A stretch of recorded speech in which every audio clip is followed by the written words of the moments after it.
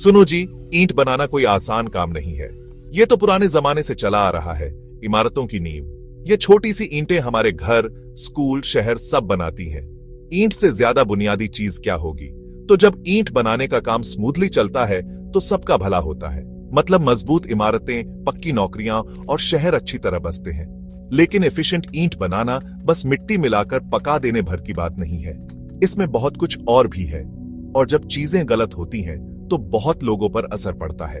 हमें इन बिजनेसेस का फलना फूलना जरूरी है, बस सरवाइव करना काफी नहीं, क्योंकि ये हमारे समाज और हमारे आसपास की दुनिया बनाने की नींव है। अब इस बिजनेस में सबसे बड़ा सरदर्द है लेबर इनएफिशिएंसी। लोग मेहनत तो करते हैं, इसमें कोई शक नहीं, पर क्या वो स्मार्ट तरीके से काम कर रहे हैं? अक्सर जवाब होता है नहीं, और ये हमेशा उनकी गलती नहीं होती। कई मजदूर बिना किसी ट्रेनिंग के काम पर आ जाते हैं। वो काम करते करते सीखते हैं, मतलब गलतियां होती हैं और समय बर्बाद होता है। सोचो, अगर आपको कन्नी पकड़ना ही नहीं आता तो आप दीवार कैसे बनाओगे?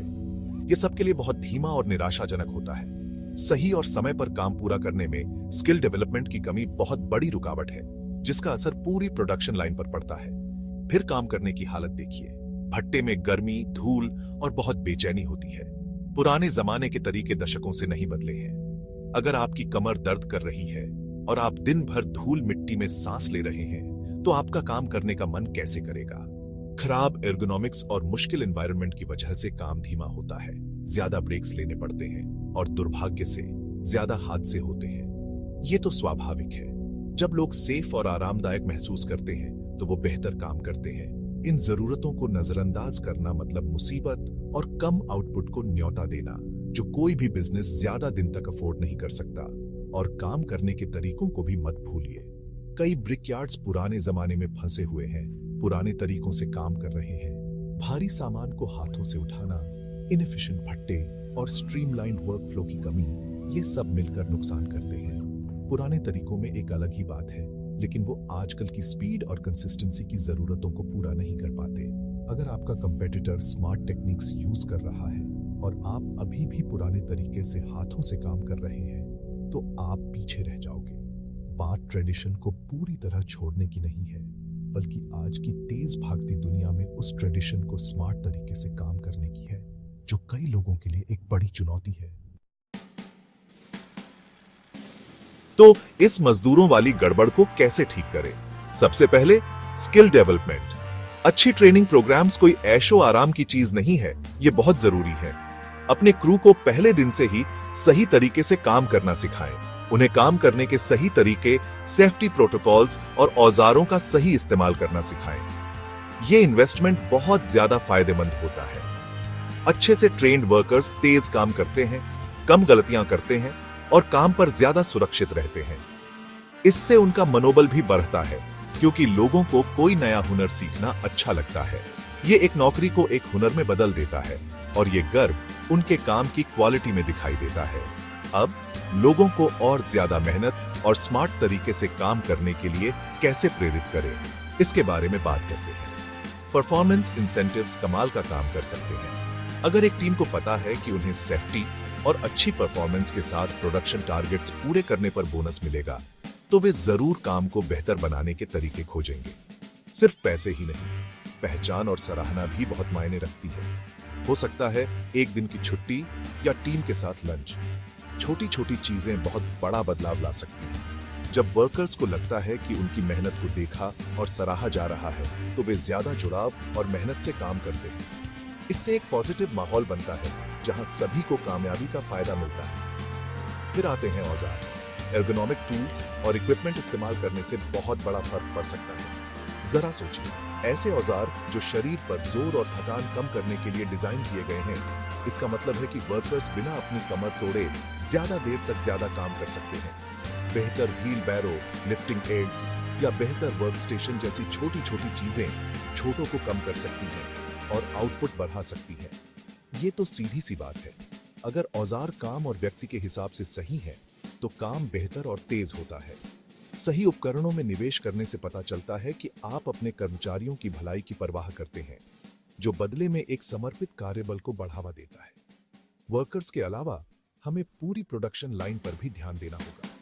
हाथ से काम करने वाले तरीके अक्सर धीमे होते हैं और उनमें बहुत ज्यादा बर्बादी होती है। टूटी हुई ईंटें, खराब भट्टी और फैला हुआ सामान, ये सब मुनाफे को कम करते हैं। जरा सी भी मिट्टी या टूटी हुई ईंट का मतलब है पैसों का नुकसान। ज्यादा बर्बादी का मतलब सिर्फ सामान का नुकसान ही नहीं है, इसका मतलब है मेहनत, ईंधन और समय की बर्बादी। ये नुकसान कहाँ हो रहा है, इस पर ध्यान देना, इसे रोकने और पूरे काम को और भी बेहतर और सबके लिए ज्यादा फायदेमंद बनाने की दिशा में पहला कदम है। ईंटें बनाना अच्छी बात है, लेकिन उन्हें बेचना भी उतना ही जरूरी है। कम मांग अच्छी ईंट भट्टी को भी बर्बाद कर सकती है। इसका एक बड़ा कारण है मौसम। खराब मौसम में कंस्ट्रक्शन अक्सर कम हो जाता है, मतलब ईंटों के ऑर्डर्स कम। इससे कभी ज्यादा कभी कम काम का साइकिल बनता है, जिसे मैनेज करना मुश्किल होता है। आप ऑर्डर्स कम होने पर भट्टियां बंद नहीं कर सकते। एक और दिक्कत यह है कि कई ईंट बनाने वाले वही पुराने लाल चौकोर ईंटें बनाते हैं। अगर आपका प्रोडक्ट सब जैसा दिखता है तो दूसरों से अलग दिखना और अच्छी प्राइस मांगना मुश्किल है। खराब मार्केटिंग भी बहुत बड़ा रोल प्ले करता है।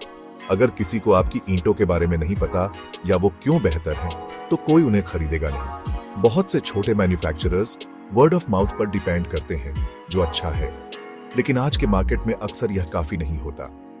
आपको अपनी कहानी खुलकर बतानी होगी। आपकी ईंटों में क्या खास है? क्या वे मजबूत हैं, पर्यावरण के अनुकूल हैं या अलग अलग स्टाइल्स में उपलब्ध हैं? बिना क्लियर मैसेज और उसे लोगों तक पहुंचाने के तरीके के आप बस भीड़ भाड़ वाले कंपेटिटिव मार्केट में एक और ईंट है। तो कम मांग का हल क्या है? मार्केट डाइवर्सिफिकेशन जरूरी है। सारे अंडे एक ही टोकरी में मत रखो। अगर लोकल हाउसिंग मार्केट स्लो है तो दूसरे अपॉर्चुनिटीज देखिए। हो सकता है लैंडस्केपिंग प्रोजेक्ट्स में या पुरानी इमारतों की मरम्मत में ईंटों की मांग हो। नए जियोग्राफिकल एरियाज एक्सप्लोर करें। कभी कभी अगले शहर या दूसरे राज्य में कंस्ट्रक्शन सेक्टर तेजी से बढ़ रहा हो सकता है और उन्हें आपकी प्रोडक्ट्स की जरूरत हो। अपने यूजुअल कस्टमर्स से अलग सोचने से नए रेवेन्यू स्ट्रीम्स खुल सकते हैं और अलग अलग इकोनॉमिक साइकिल्स में आपकी इनकम स्टेबल रह सकती है। प्रोडक्ट इनोवेशन भी एक अच्छा तरीका है। बस स्टैंडर्ड ईंटें बनाना बंद करें। अलग अलग रंग, टेक्सचर, साइज या बेहतर इंसुलेशन प्रॉपर्टीज वाली ईंटों के बारे में क्या ख्याल है? रिसाइकल्ड मटेरियल से बनी इको फ्रेंडली ईंटें भी लोकप्रिय हो रही हैं। कुछ यूनिक ऑफर करने से कस्टमर्स आपको चूज करते हैं और डिजिटल प्रेजेंस की पावर को मत भूलिए। एक सिंपल वेबसाइट जो आपके प्रोडक्ट्स दिखाए, एक सोशल मीडिया पेज या ऑनलाइन एड्स आपके सोच से ज्यादा लोगों तक पहुंच सकते हैं। आर्किटेक्ट्स, बिल्डर्स और कॉन्ट्रैक्टर्स के साथ टाई अप से स्टेडी ऑर्डर्स और लॉन्ग टर्म रिलेशनशिप्स बन सकते हैं। प्रोडक्शन को और मजबूत बनाने के लिए आपको अपने प्रोसेसेस को मैप आउट करना होगा। हर एक स्टेप को समझो, मिट्टी खोदने से लेकर फाइनल ब्रिक की शिपिंग तक। इससे बॉटलनेक्स और सुधार की एरियाज पता चलते हैं। हर स्टेज पर strict quality control measures implement करो। प्रॉब्लम्स को जल्दी पकड़ने से आगे चलकर बहुत सारे तकलीफ और पैसे बच जाते हैं। स्टैंडर्ड ऑपरेटिंग प्रोसीजर्स यानी एसओपीस भी बहुत इंपॉर्टेंट हैं।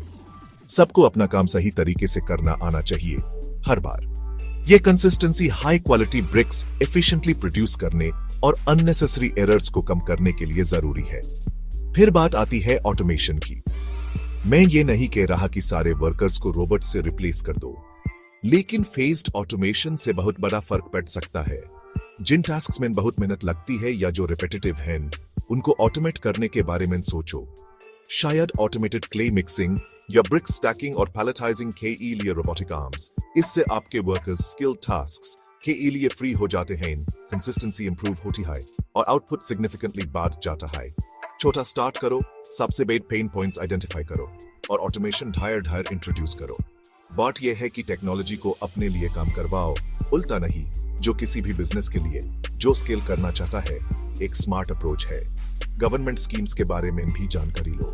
कई गवर्नमेंट्स बिजनेसेस को फाइनेंशियल एड या सब्सिडीज देते हैं जो अपनी टेक्नोलॉजी अपग्रेड करना चाहते हैं, एनर्जी एफिशिएंसी इंप्रूव करना चाहते हैं या अपने वर्कफोर्स को ट्रेन करना चाहते हैं। ये प्रोग्राम्स एज इंप्रूवमेंट्स में इन्वेस्ट करने के लिए जरूरी कैपिटल प्रोवाइड कर सकते हैं जो आप अदरवाइज अफोर्ड नहीं कर पाते। थोड़ी रिसर्च से आपको कुछ ऐसे स्कीम्स मिल सकते हैं जो आपके ब्रिक बिजनेस को मॉडर्नाइज करने और लॉन्ग रन में कंपेटिटिव बनाने में मदद कर सकते हैं। यह देखने की कोशिश करो कि क्या सपोर्ट अवेलेबल है जिससे आपके ऑपरेशंस को सिग्निफिकेंट बूस्ट मिल सके। एंटमैन, अपने ब्रिक बिजनेस को बूस्ट करने के लिए कुछ की चीजों पर ध्यान देना होगा। स्मार्ट वर्क करो, सिर्फ मेहनत ही नहीं, अपने लोगों और अपने प्रोसेसेस में इन्वेस्ट करो। इनोवेट करने से और कस्टमर्स तक पहुंचने के नए तरीके ट्राई करने से मत डरो। लेबर इनएफिशिएंसी को टैकल करके, प्रोडक्शन इंप्रूव करके और डिमांड बढ़ाने के लिए एक्टिवली काम करके आप एक स्ट्रॉन्ग और प्रॉफिटेबल ब्रिक मैन्युफैक्चरिंग ऑपरेशन बना सकते हो। फेरे साफ है, बेहतर जॉब्स, हाई क्वालिटी प्रोडक्ट्स और एक ऐसा बिजनेस जो लंबा चले, बिल्कुल आपके बारे ब्रिक्स की तरह। यह एक टफ जॉब है, लेकिन सही अप्रोच के साथ यह एक रिवॉर्डिंग जॉब भी है।